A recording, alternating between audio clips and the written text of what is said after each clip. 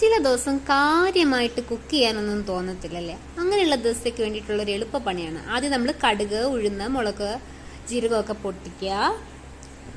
അതിനുശേഷം ഉള്ളി, പച്ചമുളക്, വെളുത്തുള്ളി ഇത്രയും നല്ല രീതിയിൽ വഴറ്റിയെടുക്കുക. അതിനുശേഷം തക്കാളി ചേർക്കുക. പിന്നെ ക്യാരറ്റും ഇഞ്ചിയും കൂടെ ക്രഷ് ചെയ്ത് വെച്ചിരിക്കുന്നതാണ്. ഡ്രം സ്റ്റിക്ക് ചേർക്കുക. ക്യാരറ്റും ഇഞ്ചിയുടെ ചോപ്പ് ചെയ്ത് വെച്ചിരിക്കുന്ന ആഡ് ചെയ്യുക. ഇതെല്ലാം ശേഷം ഇത് നല്ലതായിട്ടൊന്ന് ഒരുമാതിരി ഒന്ന് കുക്ക് ചെയ്ത് വരുമ്പോഴത്തേനും നമുക്ക് അതുവരെ യൂസ് ചെയ്ത പാത്രങ്ങളും ആ സ്ഥലവും എല്ലാം ഒന്ന് വേഗം ക്ലീൻ ചെയ്ത് വെക്കാം.